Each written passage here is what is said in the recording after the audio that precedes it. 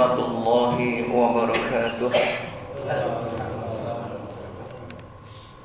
Innal hamdalillah nahmaduhu wa nasta'inuhu wa nastaghfiruh wa na'udzu billahi min shururi anfusina wa sayyiati a'malina may yahdihillahu fala mudilla lahu wa may yudlil fala hadiya lahu.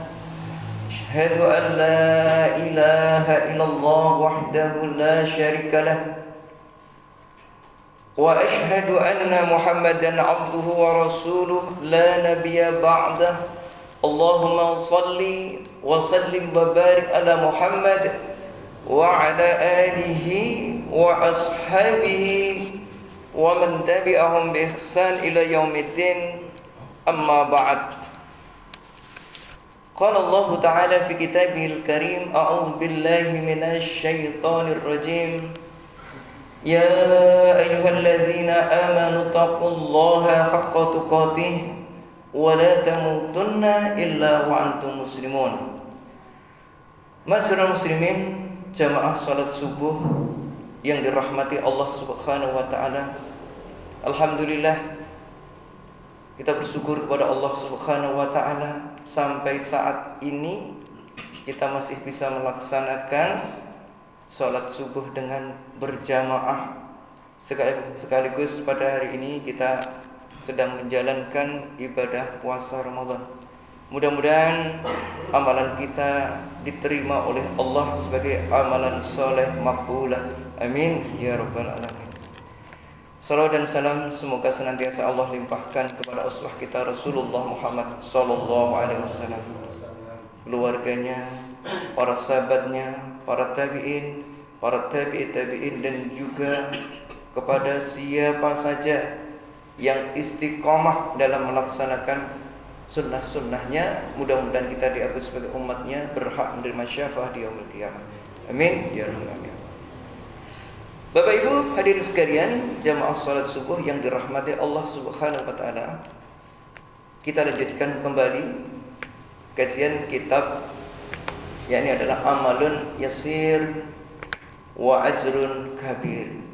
Amalan yang ringan, amalan yang sederhana tetapi pahalanya luar biasa. Di antaranya yang keenam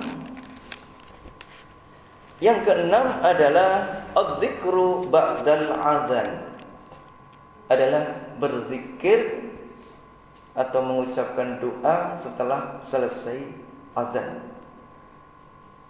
Barang siapa yang berzikir atau berdoa setelah azan, maka wajib baginya mendapatkan syafaat dari Rasulullah sallallahu alaihi wasallam. Kemudian juga Allah akan ampuni dosa-dosanya. Mari kita baca keutamaan terkait dengan zikir setelah azan ini. An Jabir bin Abdullah anna Rasulullah sallallahu alaihi wasallam qala. Hadis berasal dari Jabir bin Abdullah, mudah-mudahan Allah memberikan ridha kepada Jabir, bahwa sesungguhnya Rasulullah sallallahu alaihi wasallam bersabda, man qala hina yasma'un nida, barang siapa yang dia berdoa atau berzikir pada saat mendengarkan nida atau azan. Jadi sunnahnya itu ketika azan dikumandangkan, kita menirukan sesuai dengan bacaan yang dikumandangkan oleh muadzin, kecuali ketika hayya 'alas shalah, hayya 'alal falah, yakni adalah dengan kita menggunakan lafaz sebagaimana yang dicontohkan Nabi adalah la haula wala quwwata illa billah. Kemudian setelah itu selesai, muadzin mengumandangkan azan, maka hendaklah ia berdoa. Siapa yang setelah selesai itu dia berdoa, Allahumma rabb hadhihi da'wati tamah wassalatil qa'imah ati Muhammadanil wasilata wal fadilah wa ba'athu maqaman mahmudan alladhi wa'adta.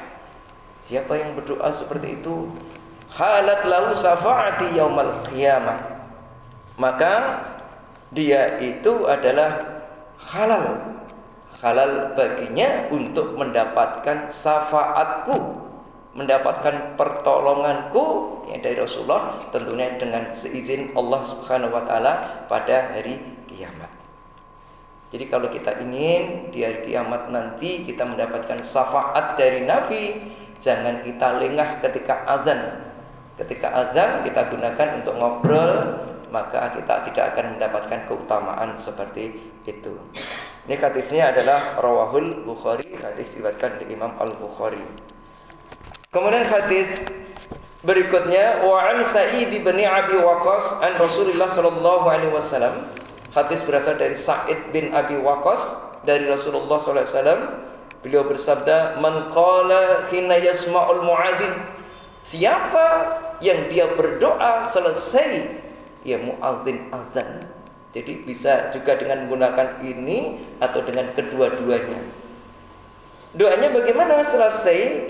Asyhadu an la ilaha illallah wahdahu la syarikalah wa anna Muhammadan abduhu wa rasuluh raditu billahi rabba wa bi Muhammadin rasula wa bil islami dina ghufira lahu dambuhu. Ini hadis diriwayatkan oleh Imam Muslim. Siapa yang dia itu mendengarkan azan kemudian selesai itu berdoa la ilaha illallah wahdahu la syarikalah lahul la syarikalah wa anna Muhammadan abduhu wa rasuluh raditu billahi rabba wa bi Muhammadin rasula wa bil islami dina. Ketika kita berdoa seperti itu, ghufira lahu dambuhu, Allah akan ampuni dosa-dosa kita. Jadi kita bisa menggunakan yang di awal tadi, di kedua atau dua-duanya. Kedua-duanya bisa kita amalkan agar satu kita mendapatkan syafaat dari Allah, yang kedua ya, diampuni dosa-dosa kita. Jadi yang pertama tadi mendapatkan syafaat dari Rasulullah, tentunya dengan izin Allah. Yang kedua diampuni dosa-dosa kita. Di dalam hadis lain, setelah itu kita bisa berdoa dengan apa yang kita maui. Ya, ini. Mari amalan ini sesungguhnya adalah ringan, ya, tetapi berpahala besar.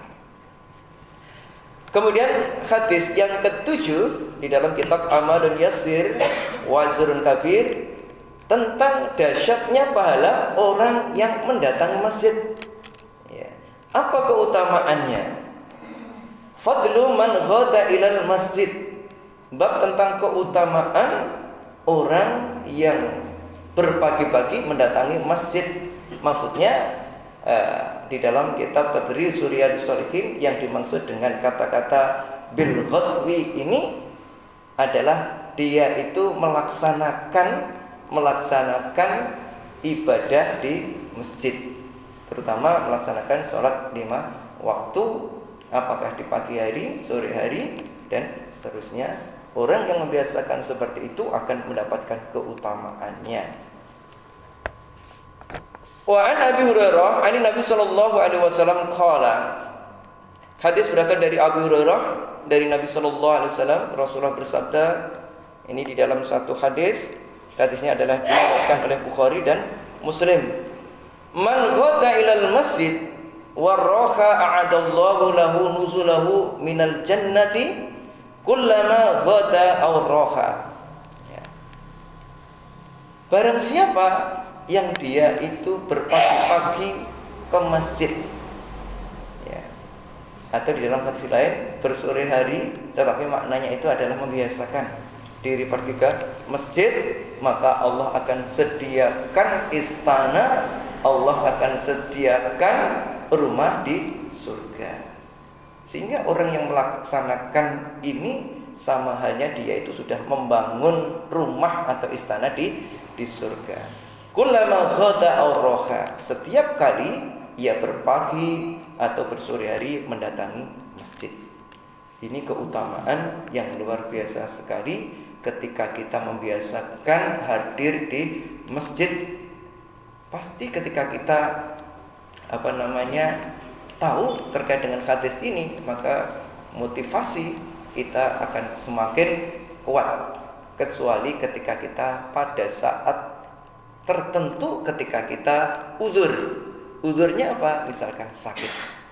Ketika dalam kondisi sakit yang seharusnya kita berangkat ke masjid ternyata tidak bisa, terhalang karena adanya uzur sakit ini, ketika itu kita melaksanakan di rumah, pahalanya sama seperti ketika kita melaksanakan sholat berjamaah di masjid. Kemudian hadis berikutnya, wa an Abi Umamah radhiyallahu an Nabi sallallahu alaihi wasallam qala. Hadis berasal dari Abi Umamah dari Nabi sallallahu alaihi wasallam, Rasulullah bersabda, man ghada ilal masjid la yuridu ila ayata'allama khairan aw yu'allimahu kana lahu ka ajrin hajin, ya, taman hajjatahu. Hadis ini di dalam kitab Tabrani, di dalam kitab Mu'jamnya, kemudian Hakim di dalam kitab Al-Mustadraknya. Dan hadis ini adalah masuk dalam peringkat juga hadis yang sahih. Nah, Rasulullah bersabda, siapa yang datang ke masjid la yuridu ila ayata'allama, kecuali tidak ada lain niatnya, tujuannya adalah dalam rangka untuk belajar, mempelajari ilmu khairan, kebaikan, ya, belajar Al-Quran, belajar sunnah Nabi, ya, atau ulumuddin, atau ilmu yang memang itu penting, yang membawa manfaat maslahah bagi umat ini, au yu'allimahu, atau dia mengajarkannya. Jadi orang yang belajar dan orang yang mengajarkan, kana lahu ka ajri hajin taman hajatahu, maka dia mendapatkan pahala seperti dia mendapatkan pahala haji secara sempurna. Jadi panjenengan ngaji seperti pagi ini, seperti biasanya taklim, niatnya karena lillah untuk mendapatkan khairan, kebaikan, maka pahalanya itu adalah seperti mendapatkan pahala haji secara sempurna. Masyarul muslimin yang dirahmati Allah Subhanahu wa taala. Kemudian yang ke-8, ini dahsyatnya seseorang yang keluar rumah menuju masjid, ya, dan dia juga melaksanakan sholat zuha, ya. Fadlul khuruj ilal faridati wa ila sholati zuha. Keutamaan orang yang keluar dari rumah untuk melaksanakan sholat fardu, ya, untuk melaksanakan sholat fardu tentunya di masjid, dan juga orang yang melaksanakan sholat zuha. Apa keutamaannya terkait dengan amalan tersebut? Kita baca hadisnya. Wa an Abi Umamah radhiyallahu anna Rasulullah sallallahu alaihi wasallam qala man kharaja min baitihi mutatahhiran ila sholati maktubah fa akhruju ka ajril hajil muhrim. Barang siapa, kata Nabi, siapa yang dia keluar dari rumahnya tetapi dalam kondisi dia itu bersuci, artinya dari rumah itu sudah berwudu, dalam kondisi ia bersuci, kemudian melaksanakan sholatil maktubah, sholat wajib, ya, tentunya di masjid, ka'ajruhu ka'ajril haji muhrim, maka pahalanya seperti orang yang melaksanakan haji. Artinya dia mendapatkan pahala haji. Jadi orang yang keluar dari rumah dengan syarat dalam kondisi ia mutatahhir, kondisi dia suci, datang ke masjid, pahalanya itu seperti mendapatkan pahala haji, ya. Wa man kharaja ila tasbihidz duha la yansibuhu illa iyyahu fajruhu ka ajril mu'tamir. Siapa yang mereka itu melaksanakan zuha, ya, maka dia akan mendapatkan pahala, yakni pahala seperti melaksanakan umrah. Jadi kalau melaksanakan sholat wajib keluar dari rumah dengan catatan dia dalam kondisi dia bersuci, dia mendapatkan pahala haji.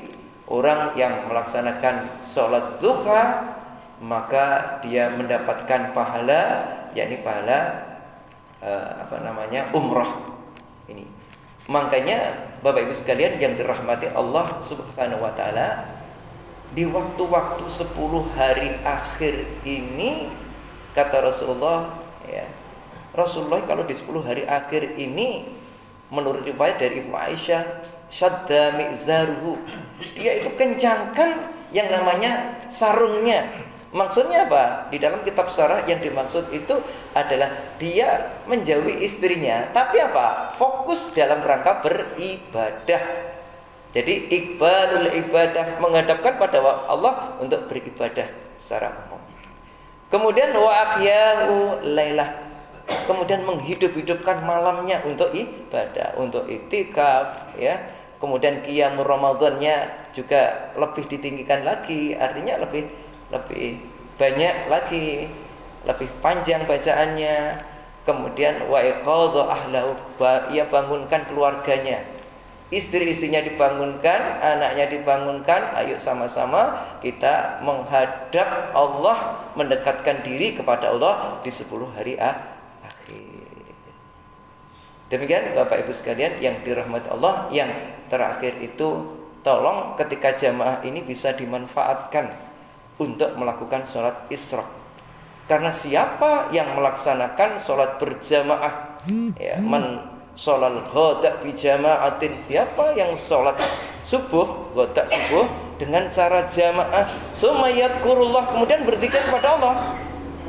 Ya, di dalam hadis lain menggunakan adalah selama dia fi maq'adihi, di dalam tempatnya tadi, ya. Kemudian menunggu sampai matahari terbit. Matahari terbit, yakni adalah waktu-waktu syuruk. Ya, insyaallah kalau syuruknya itu kalau kita lihat di di Imsakiyah itu kira-kira 5:30 lebih berapa ya, 1 menit atau ya, sekitar itu. Kemudian setelah itu jangan langsung melaksanakan sholat, karena ia berada dalam masa-masa larangan. Masa-masa larangan di situ karena terdapat tanduk setan yang kita dilarang untuk melakukan pada saat syuruk kita langsung sholat.